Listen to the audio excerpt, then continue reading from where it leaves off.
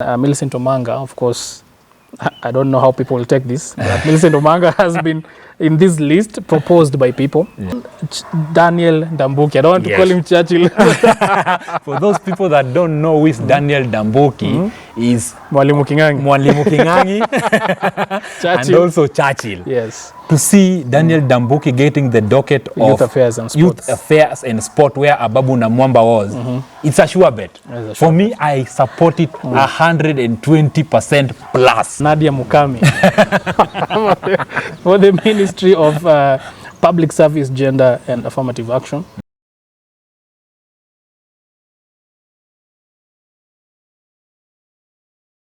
So guys, welcome once again to our YouTube channel. Thanks so much for the support. Thanks so much for the love. And on our today's story, you know that today the President of the Republic of Kenya have decided to name the list of the cabinet secretaries in Kenya. The new list of the cabinet secretaries in Kenya. Before we continue, Bonnie, can you tell them something? Hello guys, my name is Bonnie. You can also call me Bonified on socials. You can get me at Bonified. And yes, it is a very good day that the president has decided to name the cabinet, and these are very important people that are going to make sure that the agenda of this regime is achieved, as well as they're going to be on the radar of all citizens, because they are here because others left and did not achieve what they're supposed to achieve. What can you say? Do you have the list of the exposed list of the new cabinet secretaries? Yes, as people are saying, or as people are predicting, the list of the people who are expected to be in the cabinet. For the first, we have Musalia Mudavadi, who is already there, and then we have Eric Kiraithe for Ministry of Interior and National Administration. Then we have Mercy Mwangangi for Ministry of Health, of course. Then we have Ministry of Climate Change, Tourism and Wildlife for Soipan Tuya. Then we have Honorable Katib Mwashetani for Ministry of Cooperatives and the Micro and Small Enterprises. Then we have David Churchill for Ministry of Roads and Transport. We have Kwame Owino for the National Treasury and Economic Planning. Then we have Professor Olive Mugenda for Ministry of East African Community and the ASAL and the Regional Development. Then we have Nadia Mukami for the Ministry of Public Service, Gender and Affirmative Action. Then we have Honorable Aden Duale for Ministry of Defense, Belio Kipsang for Ministry of Education, Mwenda Kilemi for Ministry of Information, Communication and Digital Economy, Honorable Josephat Nanok for Ministry of Water and Sanitation. Then we have Joshua Wigara for Ministry of Public Service Performance and Delivery Management. Then Honorable Alice Wahome for Ministry of Lands, Public Works, Housing and Urban Development. Then we have Daniel Ndambuki, Ministry of Youth Affairs, Sports and the Arts. Then we have David Osian, Ministry of Trade, Investment and Industry. And then we have Honorable Millicent Omanga for Ministry of Labor and Social Protection. Then Honorable Aaron Cheruiyot for Ministry of Agriculture and Livestock Development. Then we have Steve Mwekesi for Ministry of Mining, Blue Economy and Maritime Affairs. And then we have Ministry of Energy and Petroleum for Ezra Chiloba. And then the Attorney General Office for Kithure Kindiki and Secretary to the Cabinet, Mercy Wanjau. Which name of it? That is just prediction of people. You know what wanna suggest. These are the people that are going to be our cabinet secretary tomorrow, like the president is going to announce.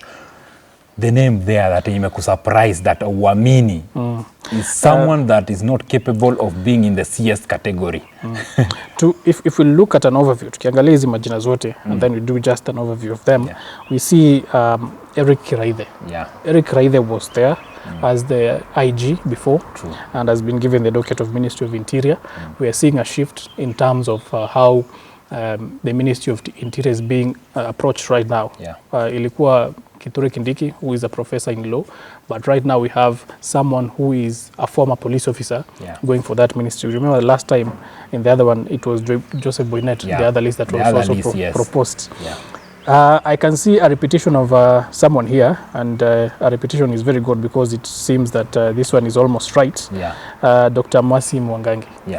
True, and the same docket. Yeah. Yes. So it means that Kenyans have faith in Dr. Mwangangi Masi to take that position, basing, of course, as we said earlier, of the role that she took during the COVID-19 crisis. Then Soipan Tuya, we are seeing a repeat of her name also for the Ministry of Climate Change, Tourism and Wildlife. I think Soipan Tuya has experience in that docket. She has. For me, I support her. And I'm very assured that tomorrow Soipan Tuya is going to make it in the and in the same docket. she was initially environment, but now we can see that she has climate change, tourism and wildlife. True. Then Katib Moshetani, we don't have much to say. I can see David Churchill, a return of David Churchill, Ministry of Roads and Transport. I can remember David Churchill was among the people who some say that he should return in the ministries. And then I can see Kwame Owino, a very good economist for the National Treasury. Do you remember the National Treasury? The other proposition was former governor of Kakamega.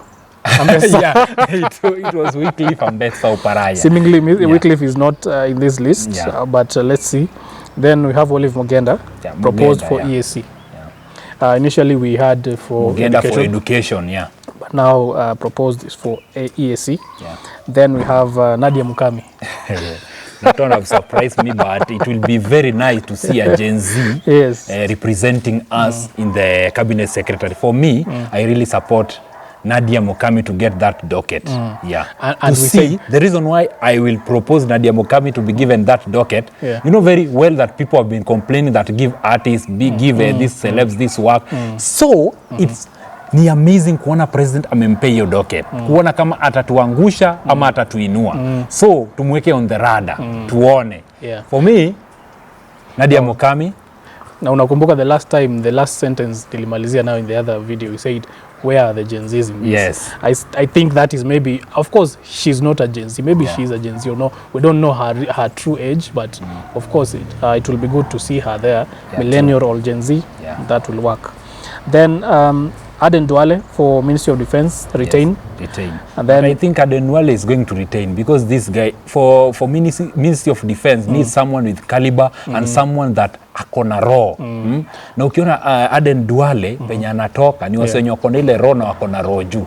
For me, I support that one. And of course, haitaki mtu mnyonge. Being a Minister of Defense for 2 years, it means that Ndwale has been fed a lot of information that is critical in this nation. That is like KDF, si ngumu sana uretire tu ovyo tumeamka asubuhi, I want to leave this job. So it's going to be very hard kutolewa kwa hiyo docket. Ashajua kila kitu.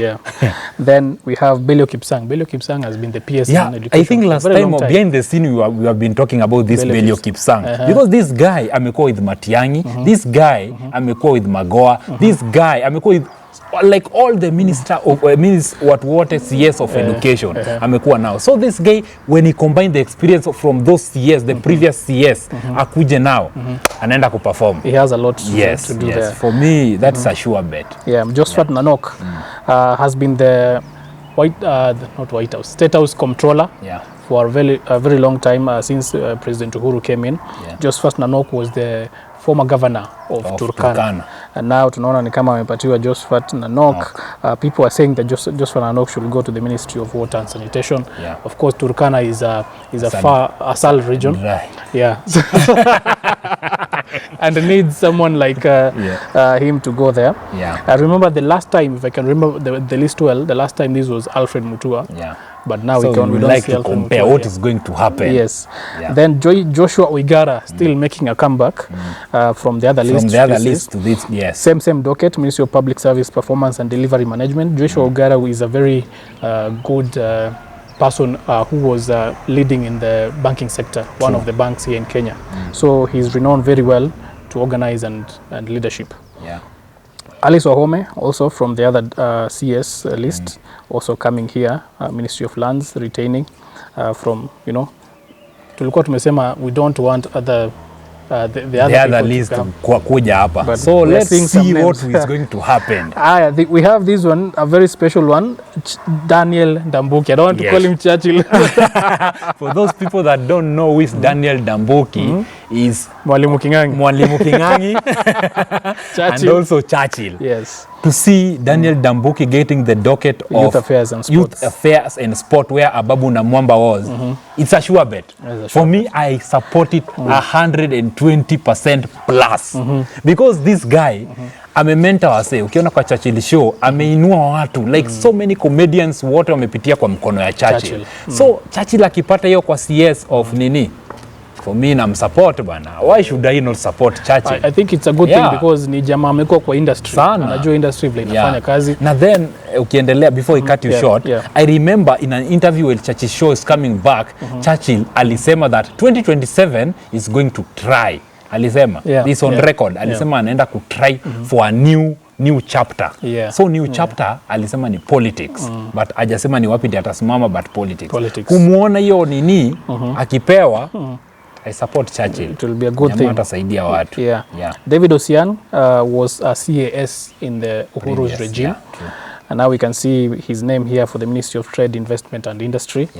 And then Millicent Omanga, of course, I don't know how people will take this, but Millicent Omanga has been in this list proposed by people. This is not official, but proposed by people. Ministry of Labor and Social Protection. Then Honorable Aaron Cheriot. Aaron Cheriot is right now in the Senate. Senate, yes. And so we will have to leave Senate to come here. That one. That one for me, I don't support it. I don't feel like I'm supporting given a it because very this critical thing, ministry. Yeah, it's a very critical, and you see this guy, the guy haven't been performing, to be honest. He's a politician. It's a politician. And this people didn't want politicians. We don't want politician in that docket. And that is a big docket. Yes. Agriculture. Yeah. Then Ezra Chiloba, another notable name here. Ezra Chiloba, we know he was in the IEBC before, being given the Ministry of Energy and Petroleum. And then, of course, Kithure Kindiki, the man, the name. For me, this is sure bet. This is what I'm going to say. There's some people that are going to retain their docket. Someone like Kithure Kindiki, anaenda ku retain. Aden Duale, anaenda ku retain. Alice Wahome, sure bet, anaenda ku retain. The others, wanaenda kuwa changed. What can you say? And Musalia Mudavadi is going to retain that seat. Of course. I think, yes, Aden Duale was a good one. Kithure Kindiki, of course, everyone is saying Kithure Kindiki should just go back. And and we expect to see a lot of professionalism. That is something that Kenyans want to see. Professionalism. Someone who knows this industry and has been given that docket. That is all that we ask, so that we can see a nation that is being led with facts and not politics. Correct. That's what I can say. Like the president, when he's going to, at a say it's not too late. If the president sees this video and tafadhali asieke politician over there. Unaona, when you see the cabinet secretary of Uhuru, walikuwa watachapa kazi. Let's just be honest. Walipiga job bana. Ukiona Matiang'i alipiga the docket of nini, akitolewa hapa ana perform, akatolewa akapelekwa education aliperform, Magoa performed, may soul rest in peace. They performed. So the president akiconsider kuchagua those list, achagua tu wenye watapiga kazi. Na wako na experience in that docket. For me, Churchill is a sure. I support that nini. Ameandika that list, Churchill to be in the CS docket. I support it 120%. And I think what we can read from Kenyans who are proposing these lists is that they want to see people who are hard workers. They don't want to see allies of president and anything. They just want to see people who are hard workers and give whatever may come, even if this will be a government of national unity, because we have that discussion. Hata kama watakuwa wanatoka from the other side of the aisle, wengine wanatoka from this side, let us have professionals. Haitakuwa ina make sense if tumetoa ile cabinet ya kwanza, then turudishe tena politicians just because now they form a government of national unity. People will not accept. We want, yes, it can be a government of national unity, but propose names that are making sense, and people who will work. That's what I can say. The last thing that you can say when we are finishing? I think it's a good thing that we are all very keen. Looking forward to having and going by these names. Of course, they will be vetted seriously. They will go to the parliament to be vetted, and we are waiting to see how this process will turn out. But of course, we want, as I reiterate, we want to see people who are serious and who are ready to take up the task. And the goal of this regime is bottom up.